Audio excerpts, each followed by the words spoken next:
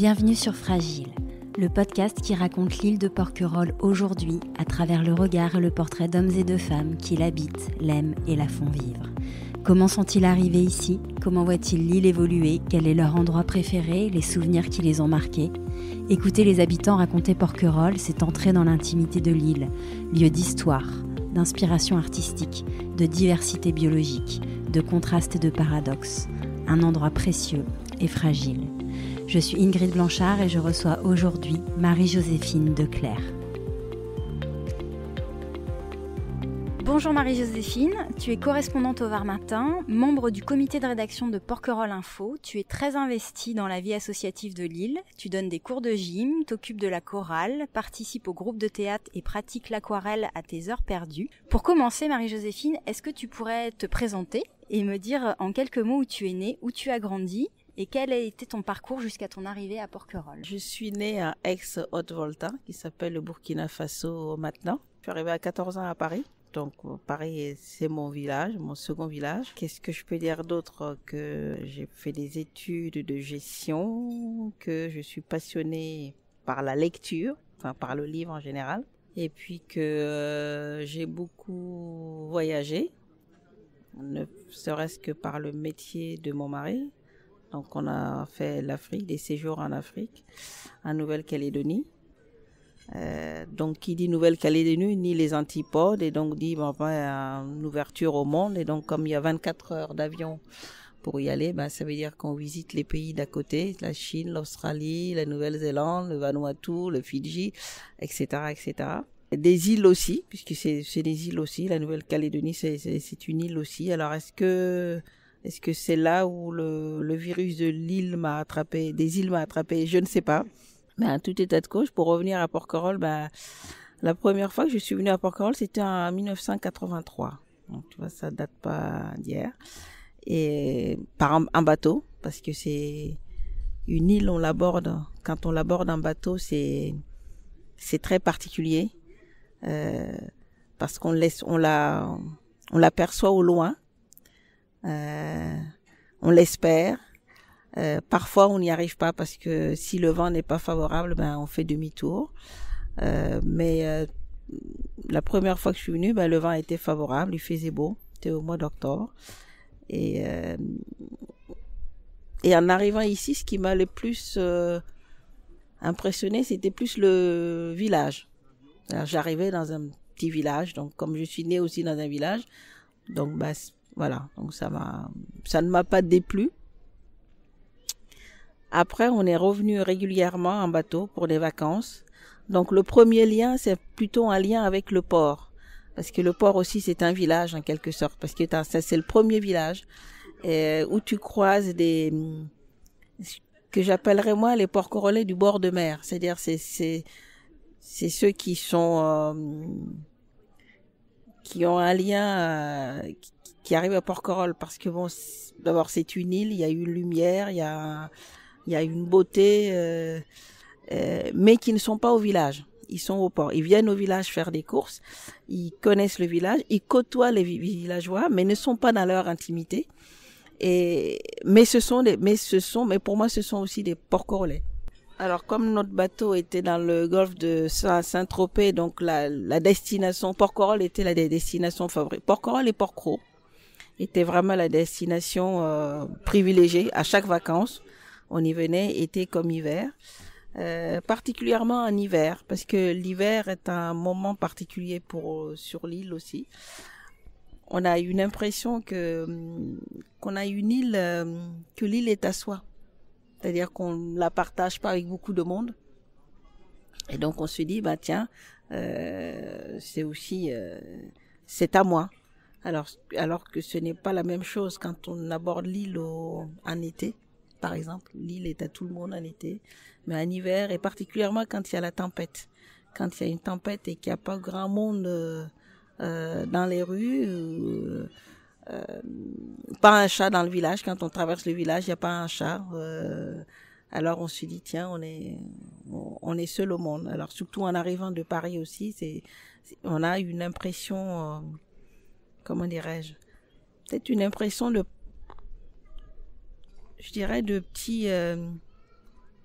petit jardin d'Éden. Et puis après ça, on s'est un peu plus installé à Porquerolles. Alors peut-être juste pour que tu précises, ta première venue à Porquerolles, elle était pour des vacances par hasard ou t'en avais entendu parler? C'était un endroit qui t'avait séduit par l'imaginaire que tu t'étais construit ou non? Non, c'était vraiment une pure découverte. Non, on faisait du bateau, donc on a atterri là. Pour moi, c'était une première. C'était pas ma première île. La première île que j'ai visitée dans ma vie, c'était Gorée. Mais Porquerolles, c'était vraiment une première. J'avais pas l'idée à quoi pouvait ressembler une île.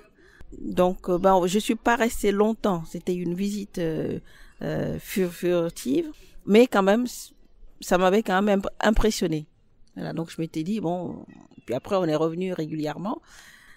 Souvent, les premières impressions quand on arrive dans un territoire engagent la suite de votre relation avec ce territoire. Et c'est vrai que en repartant de Porquerolles, j'ai dit j'aimerais bien revenir à Porquerolles. J'avais fait je me souviens, une promenade jusqu'au phare et je passais à côté de maisons qui étaient au phare qui étaient en ruine et je n'imaginais pas qu'un jour mon domicile sera à cet endroit-là. Donc c'est incroyable. Alors, est-ce le hasard? Est-ce que effectivement, quand on s'est installé sur l'île, d'abord en bateau, parce qu'après on est revenu en vacances régulièrement, et puis ensuite les circonstances familiales ont fait que on a décidé de venir un peu plus souvent sur l'île.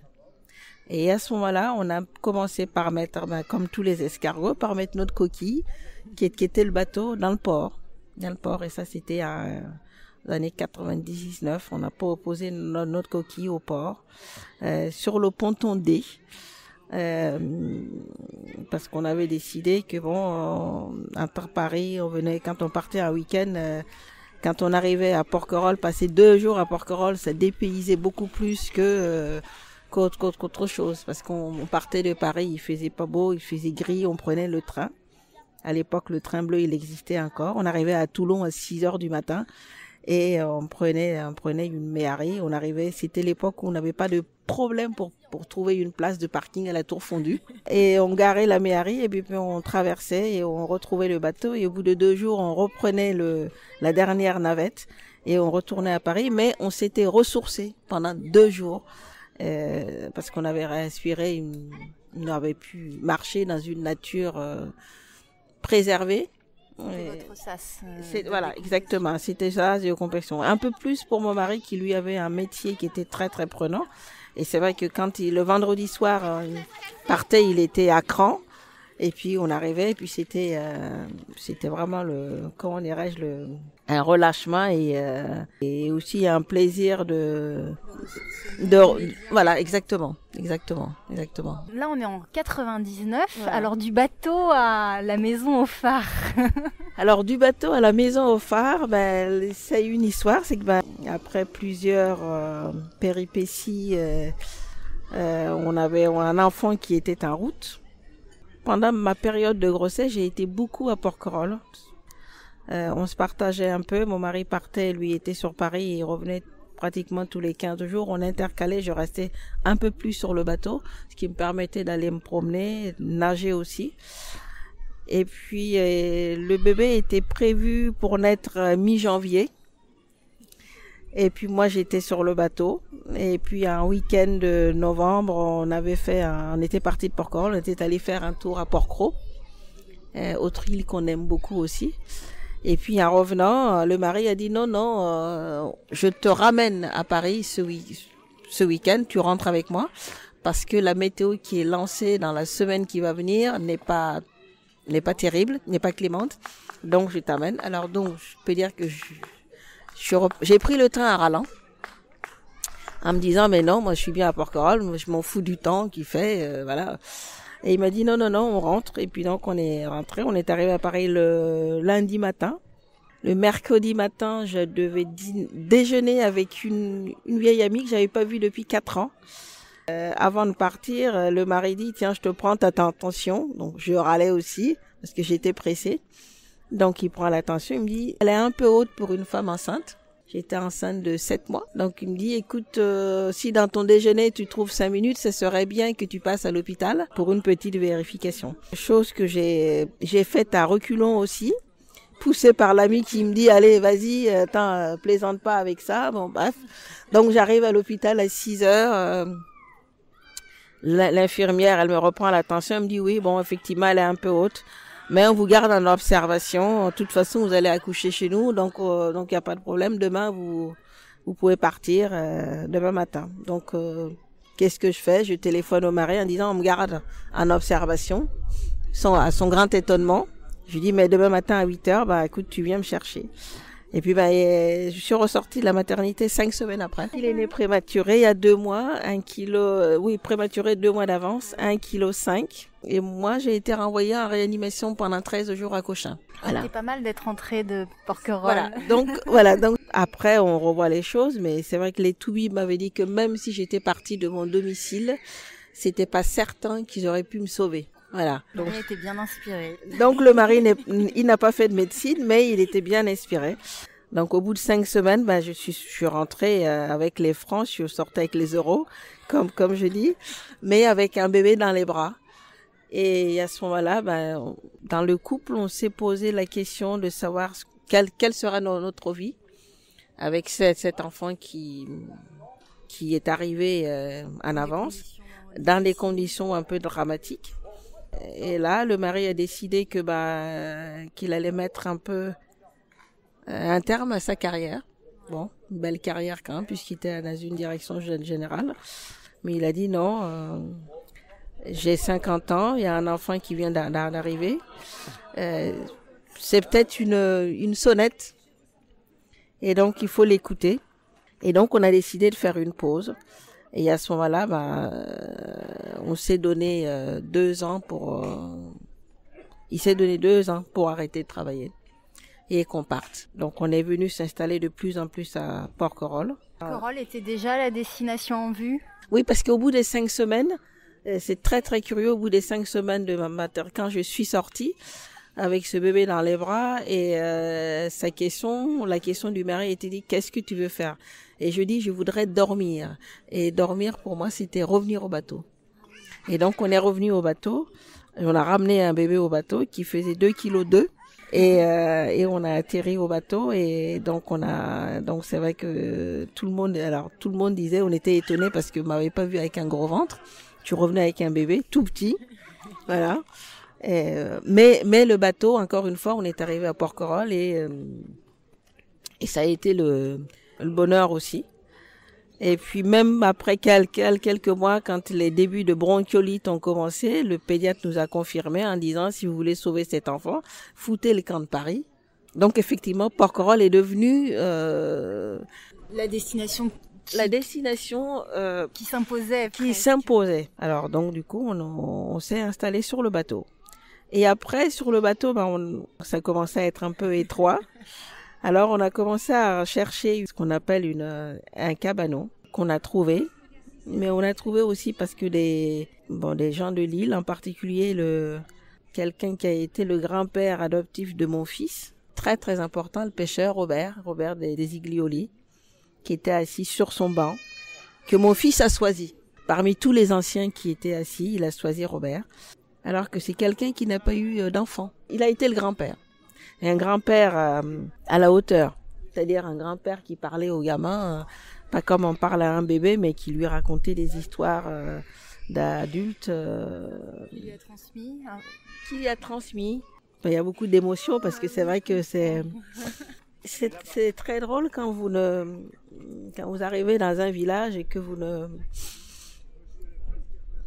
vous retrouvez des liens, enfin un lien. Et c'est vrai qu'on a tendance à dire que les jeunes sont un peu rébutés par les personnes, par les anciens, mais il allait discuter avec lui. Et même quand Robert est passé de l'autre côté, en EHPAD, quand il revenait un week-end de son lycée, il allait le voir, il allait discuter avec lui. Et ça fait partie des rencontres très fortes, spontanées, mais qui arrivent rarement. Et parfois même avec un partage d'émotions que parfois même dans votre propre famille, vous pouvez pas vivre. Vous pouvez pas vivre. Je comprends. Voilà. C'est une famille choisie, quoi. C'est une famille choisie. Et ça, Marie-Joséphine, tu penses que c'est quelque chose qui n'a pu être vécu par ton fils et par vous-même, par extension, qui pouvait se vivre que sur l'île? Tu penses que c'est quelque chose de propre à l'île, ces liens qui peuvent se tisser Je sais pas si c'est propre. C'est peut-être propre à l'île, mais l'île est un village aussi. Cette relation, elle a pu se vivre aussi parce que quand vous arrivez sur une île, et toutes les îles ont ce problème, c'est qu'on vous observe. Donc, ce qui fait dire à beaucoup que non, les gens sont très distants. Non, quand vous arrivez sur une île, on vous observe. Et pourquoi on vous observe? C'est-à-dire, on voudrait savoir est-ce que vous allez rester. Vous allez rester, c'est est-ce que vous allez partager notre quotidien. Voilà. Et donc, je pense que le fait de partager non seulement le quotidien, mais pas le quotidien quand tout est facile. Quand vous arrivez à Porquerolles au mois d'avril et que vous allez vers l'été, c'est très facile. Il y a le soleil, il fait beau, enfin les plages, la nature est belle, il y a rien qui est difficile. Mais partager quand les gens ou quand le village est confronté à un problème, quand il n'y a pas de navette et que vous partagez ça, donc ça veut dire aussi que vous ne partagez pas que le bon côté, c'est-à-dire que vous partagez tout. Et à ce moment-là, je pense que le regard est peut-être différent. Enfin, je le pense, peut-être que je me trompe, mais je le pense. Alors, est-ce que cette rencontre peut être possible ailleurs? Oui, elle peut l'être aussi. Alors, elle est peut-être un peu plus difficile à trouver parce que dans une ville, par exemple, on est pris par la vitesse, on est pris par le travail, alors qu'à Porquerolles, il y a une période pour ça aussi. C'est une des périodes que je préfère, c'est l'hiver aussi. C'est l'automne et l'hiver parce que c'est la période où on a le temps aussi de se voir. Passer du temps avec les gens. Et même pour l'île aussi, c'est aussi la période, je pense, pendant laquelle l'île aussi se ressource. Mais elle se ressource, la nature se ressource, mais les hommes se ressourcent aussi. Parce que vivre à l'année sur l'île, il y a des périodes qui sont plus pesantes que d'autres, qui sont plus, par exemple, moi qui vis à l'année, je trouve la période estivale très difficile à vivre. La saison que tu préfères justement, c'est l'automne et l'hiver? Moi, je préfère l'automne et l'hiver parce que je trouve que on apprécie, voilà, on a le soleil, voilà, nous sommes au soleil. Alors, au mois d'août, on serait pas sur ce banc. Non. Tu vois, et on regarde la place, on dit, mais ils ont bien fait sur ce place-là. Donc, c'est ma saison préférée, oui. L'automne et l'hiver, oui. Ouais. Sur Porquerolles, en tous les cas.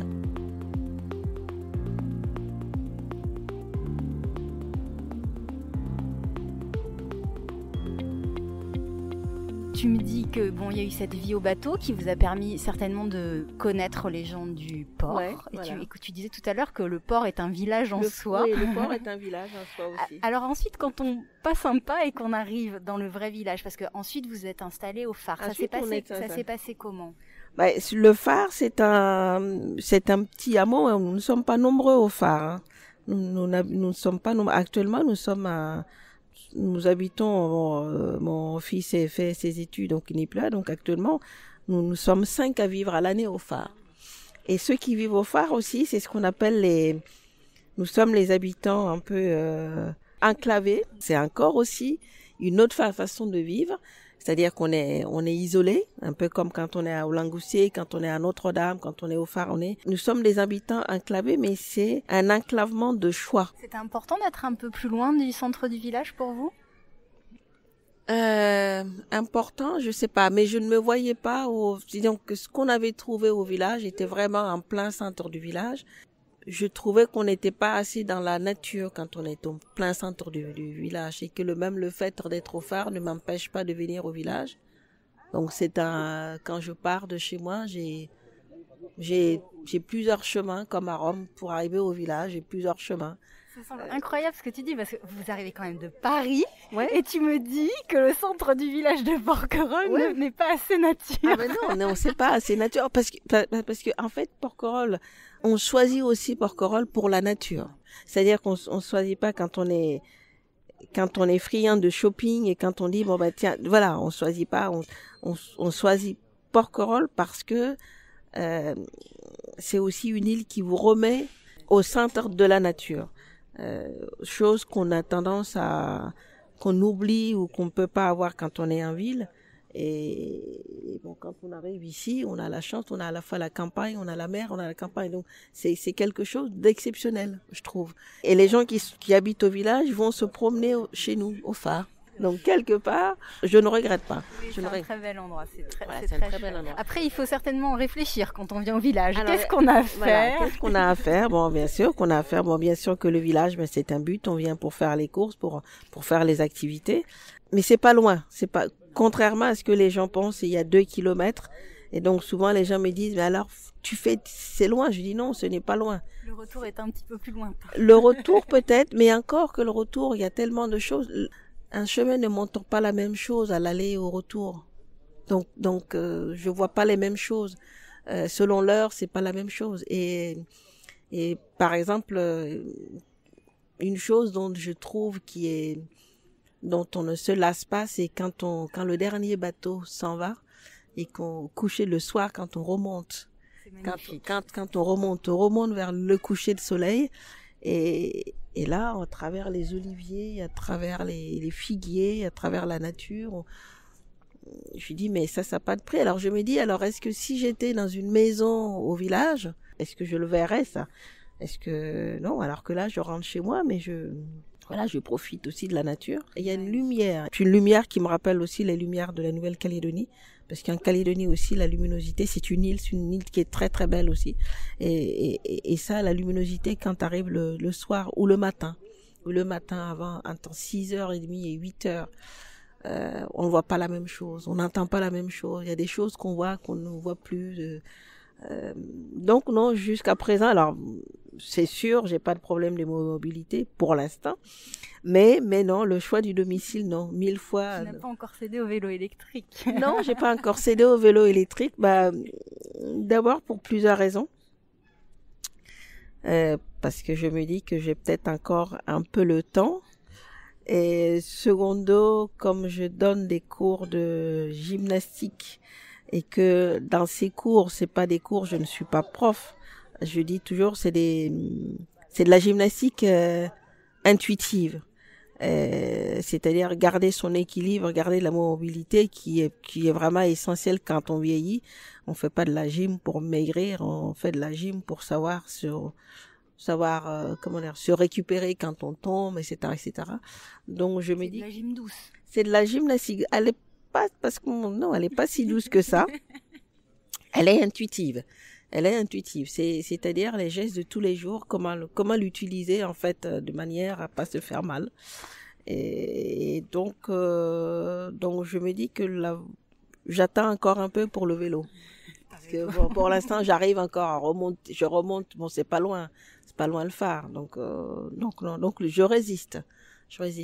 Et puis aussi, c'est peut-être aussi d'une manière écologique aussi, parce que j'ai une voiture aussi que je n'utilise pas. La voiture, on fait 2 pleins par an. J'utilise très très peu, notamment parce que je me dis quand tu es sur un vélo électrique, ça va très vite, donc il y a des choses que je vois pas. Déjà sur le vélo simple, il y a des choses qu'on ne voit pas quand on descend très vite. Là, par exemple, pour venir te rejoindre, j'ai pris un vélo, donc je suis descendue, j'ai foncé. Donc c'est un peu donc je résiste au vélo électrique. La marche reste encore, je pense. Oui, et la marche, oui. Et la marche, et parce que quand vous marchez à Porquerolles, vous pouvez sortir des sentiers battus, vous pouvez faire un détour pour aller observer un arbre, aller observer un truc. Alors le vélo, ça suppose qu'il faut poser le vélo, il faut garer le vélo, alors que quand on est à pied, je trouve qu'on accède vraiment à cette nature qui est qui même pour la défendre, c'est nécessaire de la regarder. C'est vrai que ça s'y prête réellement. Enfin, ici, il y a de quoi s'arrêter. Il y a de quoi s'arrêter. Alors, tu parlais de ton investissement donc pour le club de gym de Porquerolles. Tu es très investi dans la vie associative de l'île. Pour toi, c'est important ce tissu associatif. Qu'est-ce que ça symbolise pour toi et pour les Porquerolais? Est-ce qu'il y a une forme d'engagement qui va au-delà de ce que tu peux faire pour faire vivre le village? il y a d'abord que pour l'instant, je donne parce que je pense que je suis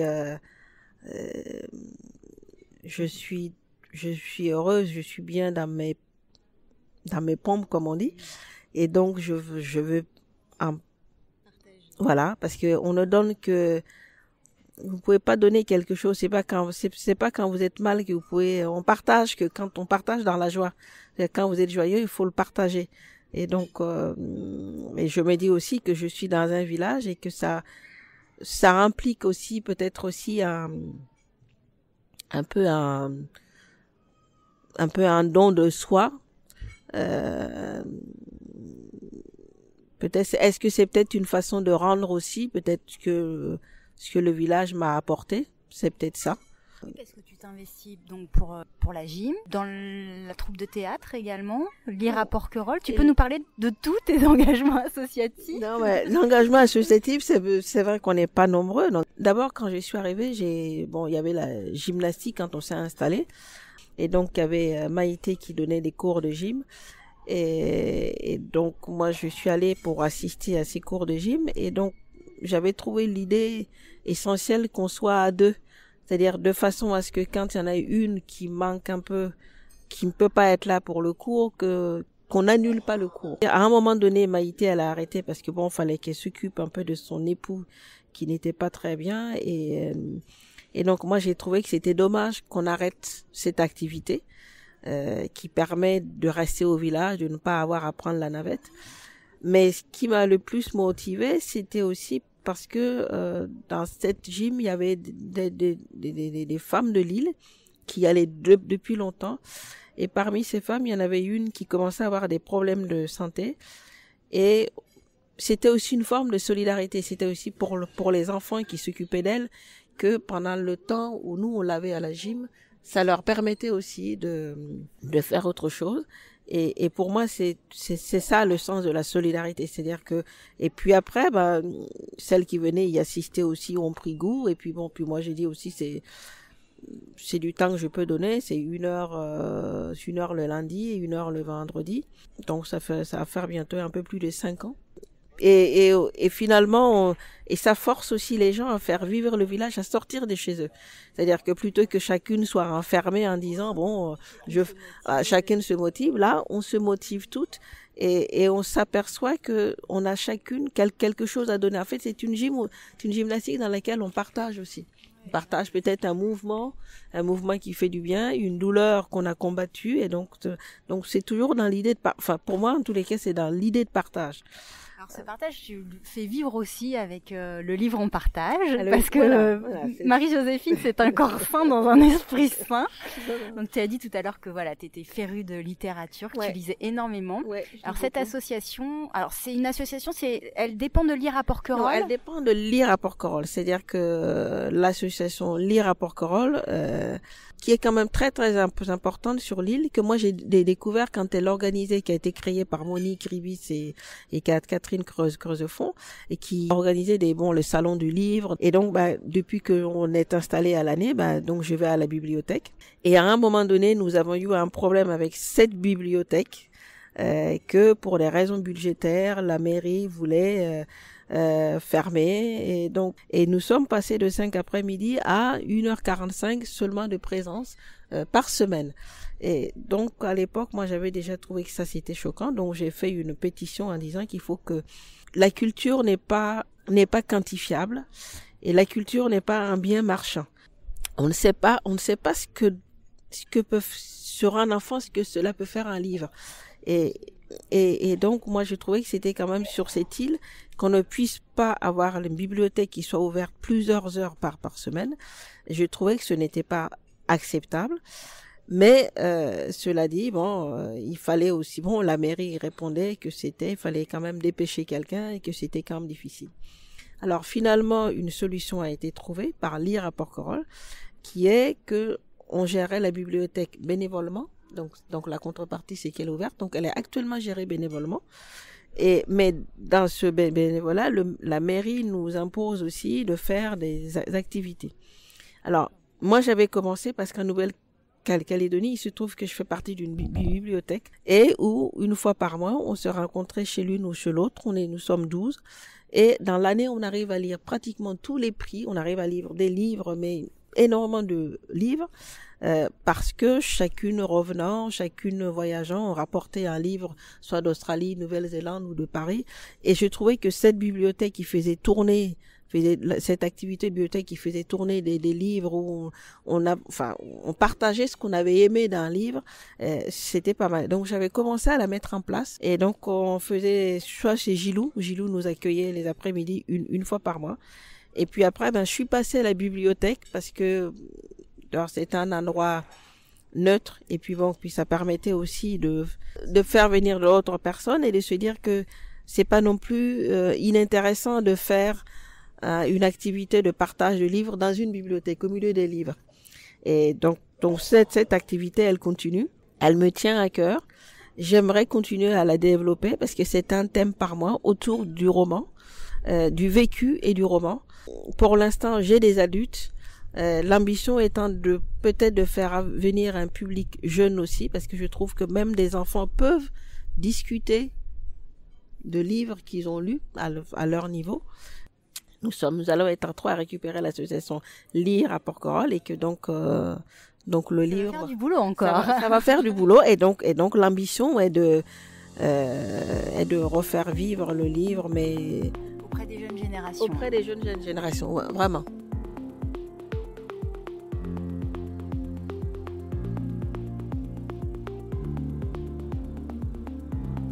Alors c'est sans compter tes nombreux engagements associatifs, sans compter ton engagement également pour le Var Matin. Comment s'est passée ta rencontre avec le Var Matin et ton investissement en tant que correspondante Ça c'était un piège.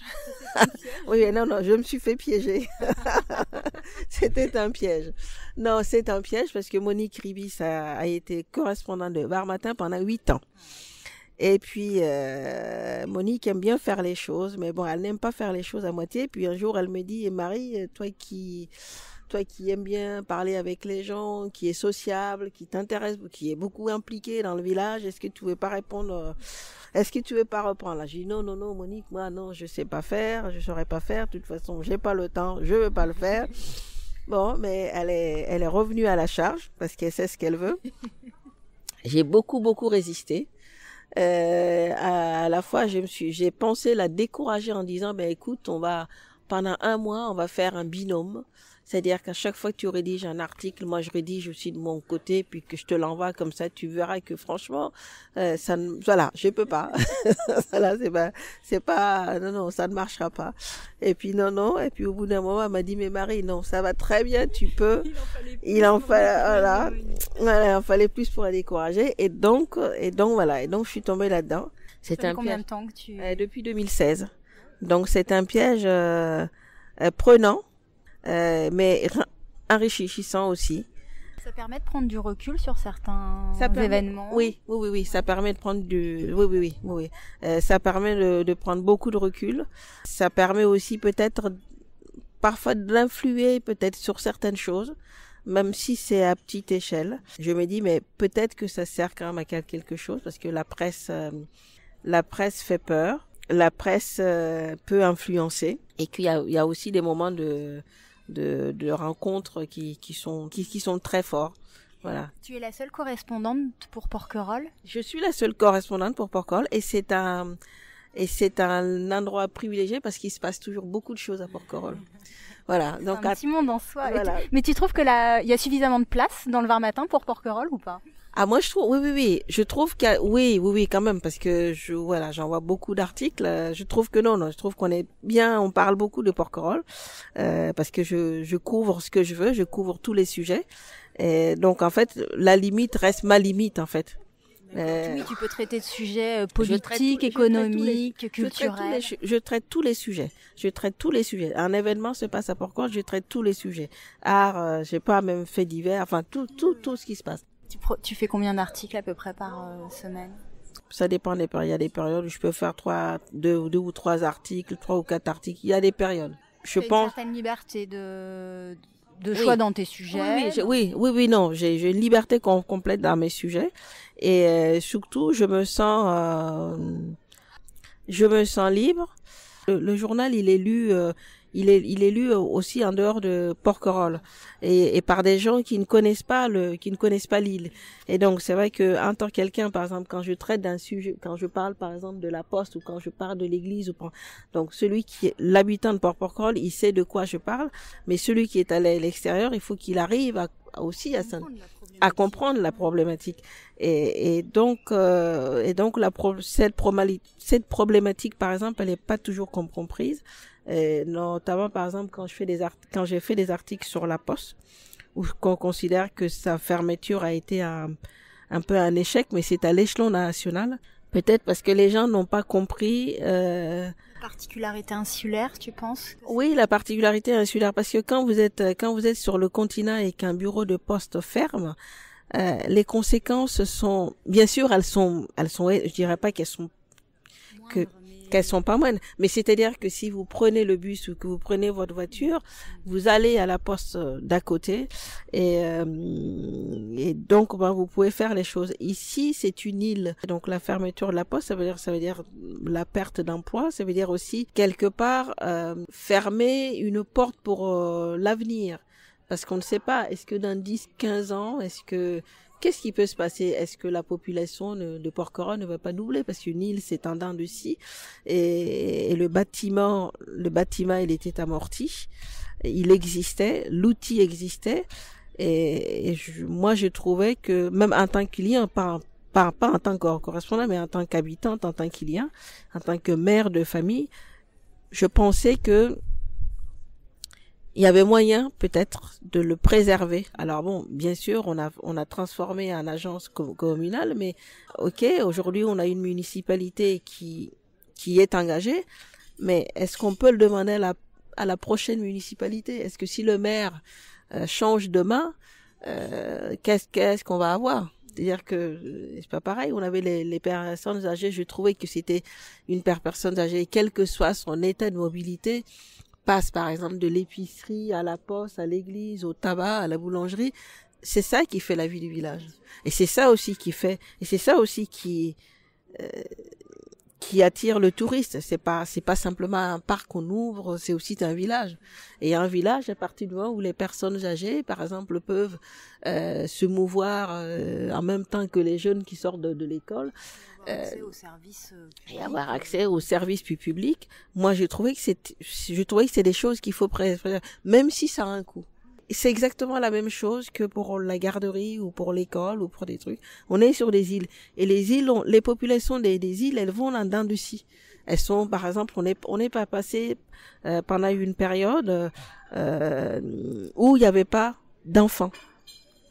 Là, il y a des enfants qui arrivent. Beaucoup de naissances, donc, il y a beaucoup de naissances. Donc, ça veut dire aussi et une naissance, ça veut dire quoi? Une naissance, ça veut dire une fois l'avenir.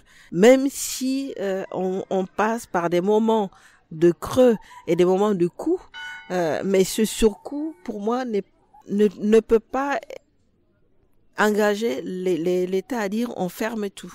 Alors, j'aimerais revenir sur ton lien avec l'île. Tout à l'heure, donc j'avais pour question, quelle est ta saison préférée? J'ai cru comprendre que l'automne et l'hiver étaient les saisons que tu affectionnais plus particulièrement. Enfin, en tous les cas, pas l'été. Non, pas l'été, parce que d'abord, comme je dis toujours en plaisantant, j'ai suffisamment su bronzer du 1er janvier au 31 décembre. Donc, je n'ai pas besoin de soleil. Il y a le printemps, le début de printemps qui est sympa parce que c'est la renaissance de la nature, mais la période vraiment donc que j'aime pas du tout sur l'île, et donc pendant des années d'ailleurs on n'était pas là l'été, on fuyait l'été. Est-ce qu'il y a un lieu sur l'île que tu affectionnes tout particulièrement ou plusieurs endroits? Il y a plusieurs endroits que tu préfères. Il y a plusieurs endroits. Il y en a plein, mais est-ce que je dois les dire? Parce que c'est des lieux secrets. T'es pas obligé de les dévoiler. Non, pas dévoiler. Mais peut-être des lieux peut-être plus empruntés que tu aimes bien. Non, il y a des chemins, il y a des chemins, par exemple, ça ramène encore à là où j'habite, mais toute la côte sud de l'île, quand on part mais il y a la côte sud, il y a l'autre côté aussi, mais par exemple, quand on vient au village et que le vent souffle très très fort, plutôt que de prendre la route directe, on passe par ce côté sud. Et donc, c'est bien de voir ce défilé, de voir la mer, de voir les rochers, de voir apparaître Porquerolles, le Levant, donc, et d'arriver tout doucement au village, à l'abri du vent, et s'arrêter à la Grand Cale ou s'arrêter, non, il y a plein d'endroits. Oui, il y a plein d'endroits. Et selon l'heure, et la lumière. Bon, et alors c'est aussi des endroits qu'on aime beaucoup parce que pour observer les étoiles, parce que le ciel est magnifique à Porquerolles. Le ciel, il y a deux endroits parce que pour observer le ciel, il faut être dans un endroit où il n'y a pas de lumière. Alors quand vous êtes au milieu de la mer, par exemple, en bateau, c'est aussi exceptionnel, mais quand vous êtes au phare, vous avez le ciel, vous avez la beauté du ciel, vous avez le halo du phare qui tourne. Je trouve qu'une fois dans la vie, il faut aller voir ça. Et mon mari au Chevreau, au Chevreau partout mais s'éloigner de la lumière. Et les petits enfants, faire marcher, amener un enfant en promenade dans la nuit. Et particulièrement à Porquerolles, parce que parfois les gens, ils arrivent à Porquerolles, et surtout l'été, il fait pas froid, mais faire un bout de chemin avec un enfant pour lui montrer une étoile, sortir du village, de la luminosité, et lui demander de lever le nez au ciel et de regarder les étoiles. Par rapport à un enfant qui habite la ville, je trouve qu'il faut lui montrer ça, et lui faire écouter le silence. On n'a plus de silence. Quand vous faites vos courses, vous êtes dans le bruit. En permanence, vous êtes dans le bruit. Le silence, il n'existe pas. Mais la nuit, par exemple, de se taire et d'écouter le bruit de la nuit. Et même d'écouter même son propre cœur battre. Et on peut apprendre ça à un enfant. Je trouve que pour moi, si Porquerolles, je dirais, c'est l'île aux enfants. C'est une île aux enfants. Et souvent, ça m'arrive quand je croise des enfants de leur dire, mais est-ce que vous avez vu qu'il y a un nid d'aéronniers ici?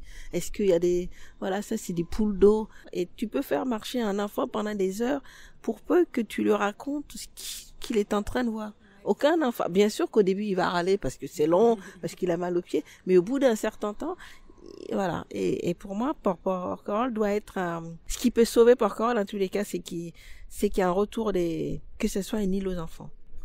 Un retour à l'émerveillement, à la découverte, à la nature. Voilà.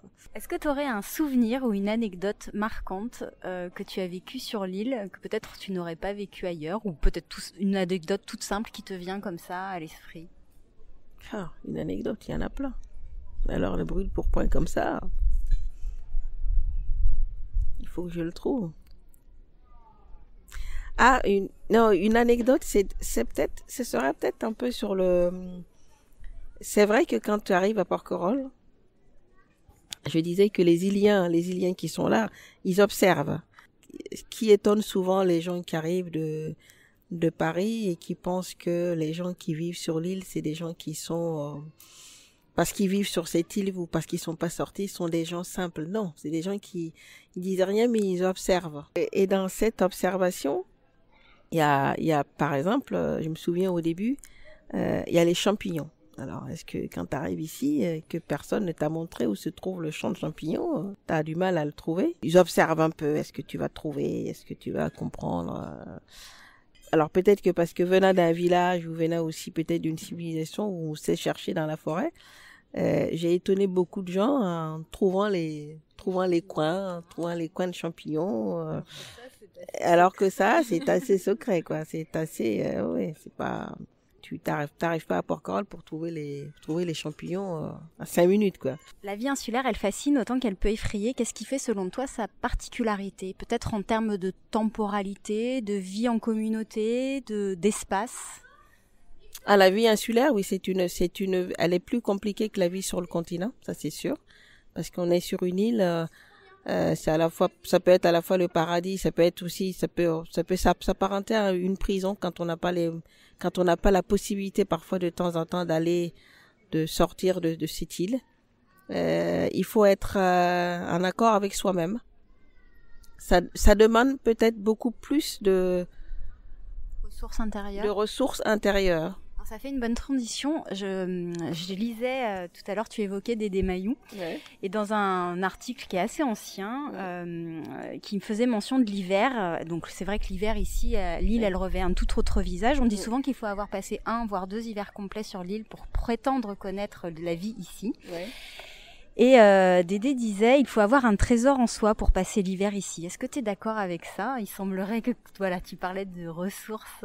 Oui, c'est ça. Ouais. Il faut être en accord avec soi-même. Il faut être en accord avec son karma. C'est-à-dire que c'est très dur l'hiver. Enfin, c'est très dur. C'est très compliqué. Donc il faut avoir une certaine force, une certaine force intérieure. Il faut être prêt aussi à peut-être beaucoup de compromis aussi. Un peu d'indulgence aussi. Et relativiser, savoir relativiser. Une certaine forme de sagesse. Je dirais une certaine forme d'humilité.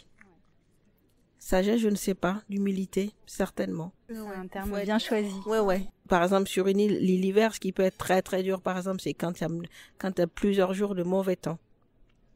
Donc il faut savoir être humble. Faut dire, mais bon, c'est pas grave. C'est pas grave. Le soleil reviendra de toute façon. J'ai deux choses dans mon réfrigérateur. C'est comme, en fait, il faut savoir se réinventer. Il faut savoir dire bon ben voilà, c'est pas grave.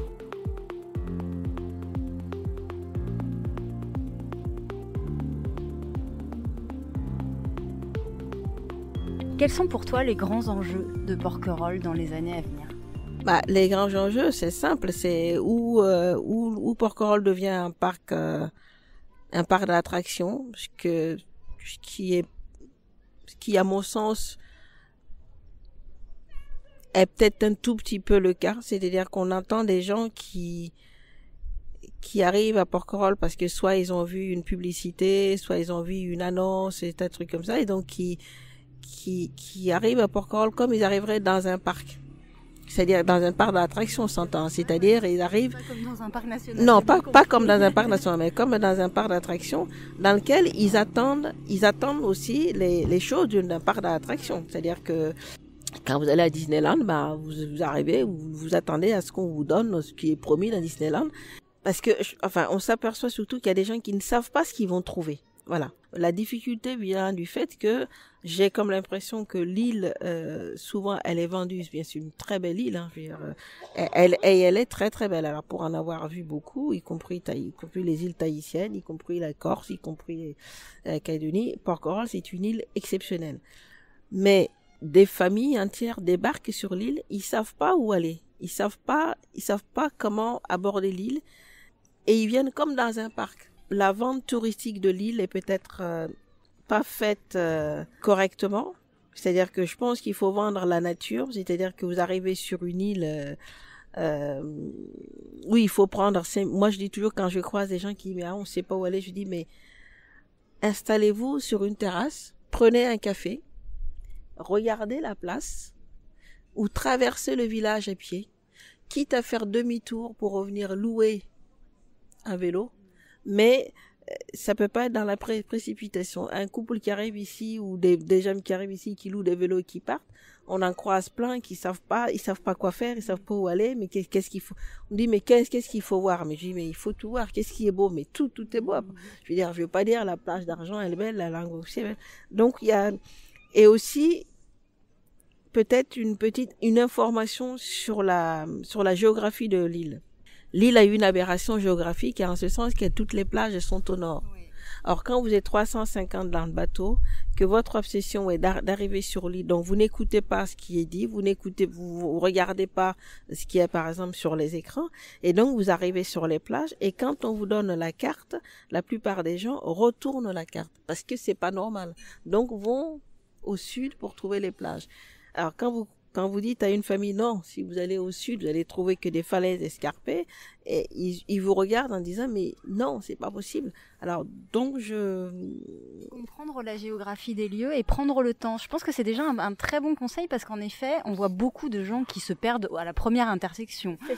C'est ça, exactement. Alors que bon, c'est pas. J'ai dit mais traverser le village à pied. Pour ça que moi je rêve que le village, que ce soit dans l'été, que ce soit piétonnier, même quand prendre son vélo, pousser son vélo et traverser le village. Déjà, j'ai dit, mais déjà, vous voyez où vous allez manger.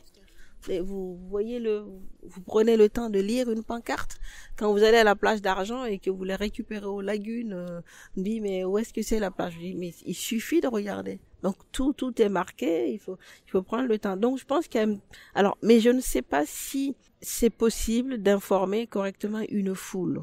Je sais pas. Après, il y a peut-être un phénomène de société, d'envie de consommation trépidante, de tout faire, de cocher sa case, quoi. Oui, voilà, donc peut-être que c'est pas comme ça qu'il faut découvrir l'île. Moi, je pense pas non plus. Moi, je pense que c'est une journée, c'est difficile. C'est pour ça que moi, je dis quand je croise les gens, je dis mais le mieux c'est de venir saison creuse. Ouais.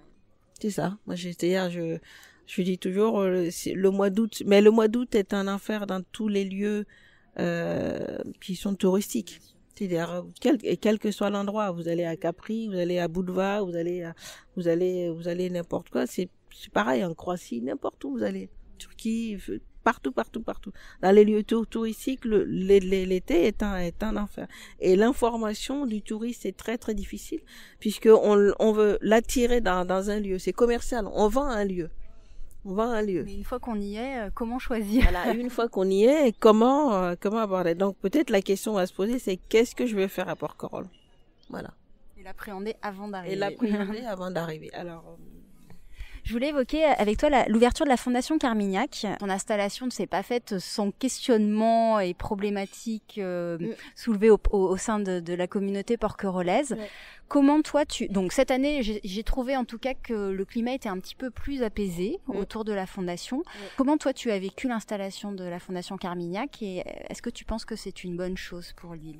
Ah ben moi je l'ai attendu vivement. Alors peut-être que c'est peut-être ma vie de parisienne qui parle parce que c'est vrai que quand on vit en Provence, l'offre culturelle elle est là, elle existe, elle existe. Elle est peut-être pas aussi variée qu'à Paris, mais elle existe. Mais elle est difficile à appréhender parce que ça veut dire que vous voulez aller à Toulon, vous devez aller à Aix, vous devez aller à Hyères pour voir des choses. Alors qu'à Paris, vous avez tout, la culture vous vient à la figure parce que vous n'avez même pas besoin de vous déplacer partout, tout est culture. Et donc, oui, moi je l'ai attendu vraiment avec beaucoup d'impatience, beaucoup de joie. Et effectivement, il y a eu des questionnements parce que les gens ne voyaient pas où Carmignac allait. C'est-à-dire que très peu de gens croyaient au projet. Vraiment. Très peu de gens ont cru au projet. Et moi-même, je suis encore très étonnée du résultat et agréablement surprise, très heureuse que ce soit la première année ou cette année. Moi, j'ai trouvé qu'il y a des choses à voir. C'est un lieu de promenade. Ça fait partie des lieux dans lesquels j'aime beaucoup aller. Tu y vas plusieurs fois dans la saison? Ah oui, j'y vais plusieurs fois dans la saison. Oui, je me retiens même. Je me retiens. Ne serait-ce que parce que bon, je fais de l'aquarelle aussi, donc je suis sensible aussi. Mais c'est vrai que c'est un lieu magnifique et voilà. Pour qui aime l'art. Et je trouve que c'est un endroit qui a été apaisé. Je l'ai dit, j'ai dit à Charles quand il y a eu l'ouverture, j'ai dit vous avez le lieu est apaisé. C'est un lieu qui a été apaisé. Et le système qui consiste à dire aux gens de visiter cet endroit les pieds nus qui a un peu déboussolé dans un premier temps les gens, c'est tout simplement un retour au sens aussi, c'est-à-dire la sensation quand vous êtes pieds nus sur le sol n'est pas la même chose que quand vous êtes en chaussures. C'est même indépendamment d'un problème de propreté, c'est un problème de sensation. C'était une façon de s'ancrer dans le territoire de l'île aussi. C'est aussi une façon de s'ancrer dans le territoire de l'île. Beaucoup de porquerolles qui partent. Ouais, exactement. Et je trouve ce lieu magique parce que quand vous sortez du village, quand vous partez vers la Courtade, mais vous faites la sortie du village et vous prenez un chemin, vous traversez une forêt et tout d'un coup vous débouchez dans un lieu dans un espace, vous avez le jardin, vous avez l'intérieur, vous avez moi je trouve ça bon, c'est un lieu que je connaissais avant que ça devienne un musée, puisque ma belle-fille s'y est mariée en 2007, mais je trouve ce lieu ouais. Et bien intégré. Oui, bien intégré. Mon seul regret, c'est qu'il y ait eu une période de fermeture. Ça c'est ouais, ça c'est un regret. Mais c'est-à-dire du lieu? Oui, c'est-à-dire qu'il y a eu une période de fermeture où qu'il y ait une période de novembre à avril, quoi, parce que je trouve que oui, tu voudrais que ce soit ouvert toute l'année. À la limite, parce que bon, en général, parce que j'imagine par exemple une journée comme aujourd'hui, voilà, c'est ce plafond aquatique. Voilà, exactement. Et donc, d'abord en tant que Ilienne et en tant que correspondante de presse, j'ai fait des photos. Je passe mon temps à faire des photos. T'as suivi les lives à la villa, toutes les, tu vois, l'animation qu'il y a eu sur la place avec les danseurs, Johan Bourgeois. Voilà, c'est ça. Johan Bourgeois, moi j'ai trouvé ça superbe. Je l'ai couvert pour voir ma matin. J'ai trouvé ça très chanteuse lyrique. Voilà, moi j'ai trouvé les concerts, j'ai trouvé que non, c'est pas mal. C'est très bien. Moi, je plébiscite ça et quand je dis les gens quand ils arrivent, je dis allez-y, allez voir et je plébiscite aussi pour les enfants parce que c'est par rapport à un musée parisien, c'est beaucoup plus accessible. C'est beaucoup plus accessible en termes d'espace, on se bouscule pas, on a le temps, on a l'espace pour admirer l'œuvre, on a le temps et parce que je me souviens par exemple avoir pris 2 jours pour visiter une œuvre au musée Jacques-Mar André à Paris. Le premier jour avec mon fils, on a fait la queue pendant 1h 3/4, on n'a pas pu. Et le lendemain, on est revenu et pour voir les œuvres, on se bousculait, on était vraiment voilà. Et là, il y a un système de régulation. Un système de régulation. Alors bien sûr, il y a des gens qui bien sûr que l'art contemporain n'est pas suscite un peu des interrogations, mais moi je trouve qu'il y en a pour tout le monde. On peut y aller pour l'art, on peut y aller pour la nature. Encore une fois, la nature est présente. Et je trouve que là, ils sont en train de réaménager le jardin. Et c'est fabuleux de se promener dans le jardin et de voir les arbres fruitiers qui sont arrivés, les figuiers replantés, les oliviers. Ça évolue très vite en plus. Voilà, et ça évolue très très vite. Donc moi, c'est un lieu... Ouais, vraiment. Qui apporte quelque chose. Ah oui, ouais. Qui apporte quelque chose, oui. Et dans ce que j'aime beaucoup aussi, c'est leur librairie. Oui, ils ont la librairie, je trouve qu'elle est condensée, les titres sont, il y a un choix limité, mais quelle sélection. Et donc encore une fois, voilà, donc ça me satisfait. Alors toi qui es une grande lectrice, est-ce que tu as des conseils de lecture ou de témoignages artistiques sur Porquerolles à conseiller? Mais oui, il y en a. Il y a des Porquerolais qui ont écrit sur l'île. On a écrit sur les Porquerolais aussi. Bon, il y a l'homme de Porquerolles, bien sûr. Il y a Lélia Lebert qui a écrit ses souvenirs. Donc où elle parle de l'île, de son père, mais elle parle aussi de l'île. Il y a Monita qui vient de sortir aussi cette année le livre sur la guerre, et c'est un témoignage sur une période donnée qui est très importante parce que d'abord elle était jeune. Elle était une jeune femme qui était à l'époque chef de famille puisque son père était décédé, et c'était une période particulière puisque l'île a été évacuée et occupée aussi bien par des Italiens que par des Allemands.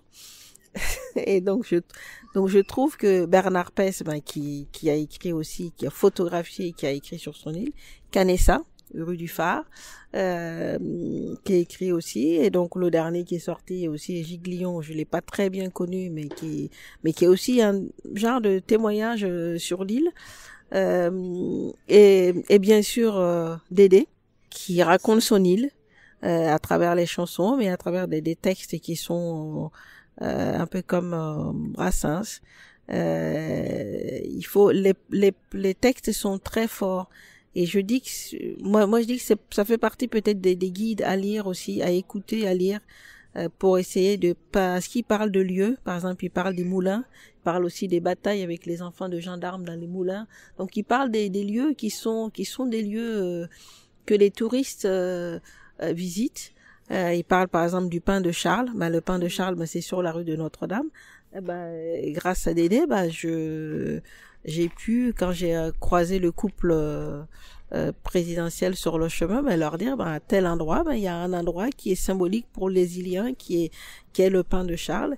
Et ce pain de Charles, on a vécu un moment assez fort en 2012. En 2012, les villageois, on est allé replanter ce pain de Charles. Et donc, ça avait été un moment très très fort. Et j'avais fait des photos parce que j'aime beaucoup faire les photos parce qu'une photo ça dit beaucoup, ça dit aussi des choses, ça fige aussi des moments, ça mémorise aussi des moments. C'est pas un livre et je trouve qu'il faut écouter, il faut lire. On peut ne pas l'écouter si on dit on n'est pas sensible au chant, mais il faut lire les textes de Dédé avant de venir sur l'île. Ça permet de comprendre des choses. Je trouve qu'on... Dédé Mayou, pour ceux qui connaissent. Dédé Mayou, oui, Dédé Mayou. C'est Dédé Goglia, dit Mayou. Mais il faut le lire. C'est un poète, ce que j'appelle le pêcheur poète, bougonnant, mais il faut passer outre son air bougon, parce que derrière, il y a beaucoup de tendresse. Et puis, bien sûr, quand on a la chance, ça c'est l'hiver, de croiser des gens qui sont nés à Porquerolles, ça c'est encore une autre richesse, je pense. C'est encore une autre richesse et on peut en discuter. On peut en discuter parce que bien sûr, moi je suis pas là depuis longtemps, donc j'aurais pas la prétention de dire que je connais l'île. Je vis à l'année sur l'île, j'observe l'île, mais c'est un village qui ressemble à qui ressemble à aucun. Mais un village c'est un village avec des codes, et moi je suis née dans un village aussi et les codes sont parfois similaires. Et il y a surtout des gens très riches que vous ne croisez qu'au hasard parfois d'une rencontre particulière. Absolument. Mais j'aime bien que tu aies justement fait une digression, en tout cas que tu aies répondu à mes questions sur des conseils de lecture en terminant sur les rencontres, parce que finalement, je trouve que par les rencontres et par les témoignages des gens, on découvre bien des choses qui ne sont pas écrites et qui sont parfois même indicibles. Oui, et tout n'est pas écrit. Je pense même que souvent l'essentiel n'est pas écrit. Alors il me reste 2 questions. Alors c'est la question difficile, et en plus il y a Marco qui arrive, alors c'est une question qu'il aime bien puisqu'il l'a posée quand il est arrivé c'était un porquenroll, je crois. Quelle est ta définition du porquerolais? Écoute, moi je trouve que le porquerolais c'est celui qui aime déjà l'île, qui partage le quotidien de l'île, qui accepte l'île comme elle est, c'est-à-dire l'île et les Iliens comme ils sont, c'est-à-dire avec leurs qualités, leurs défauts. Et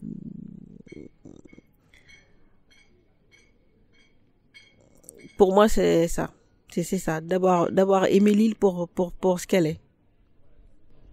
D'abord. Je pense que c'est une belle définition. Alors c'est ma dernière question. Quand on évoque Porquerolles, on parle d'écrins, de joyaux de la Méditerranée, de la perle des îles d'or. Un peu à la façon d'un portrait chinois, quel serait selon toi l'objet ou l'image la plus évocatrice de Porquerolles? Quand tu es loin de l'île, qu'est-ce qui t'évoque l'île? À quoi tu penses en premier quand tu penses à l'île et que tu es loin du territoire? Quand je suis loin du territoire, je pense encore à la luminosité, à la lumière, et peut-être à des chemins. En particulier? C'est les chemins secrets. Les chemins secrets. En particulier, oui, le chemin, le chemin quand tu pars quand je pars pour rentrer à la maison et tu montes et juste avant les lagunes, tu prends à gauche comme si tu allais à l'Indienne.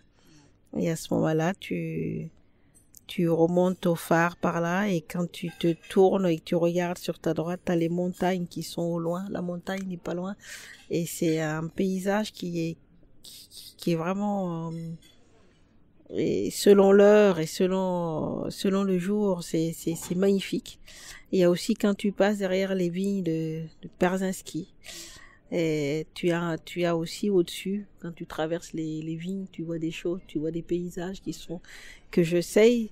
À chaque fois, je fais une photo, mais à chaque fois, je suis déçue parce que la photo ne rend pas la beauté de ce que je vois. Et donc ça m'énerve un tout petit peu. Mais il faut mémoriser. Mais sinon, il y a quand même un lieu, on n'en a pas beaucoup parlé, mais il y a un lieu, c'est la place, c'est le toboggan des enfants. Je reviens encore au toboggan des enfants, qui est, d'aucuns disent, bon, il est vieux, il est moche, alors moi je dis, il est merveilleusement là. Il faut pas qu'il change. Parce que c'est vrai que l'été, c'est pas la même chose, mais l'hiver, quand il y a du vent, quand le Mistral souffle, quel que soit votre âge, quand vous descendez pour les enfants, pour qu'ils jouent, les enfants sont dans ces petites cabanes, et vous êtes abrités là sur la place du village, vous êtes assis sur un banc au soleil, et vous surveillez les enfants.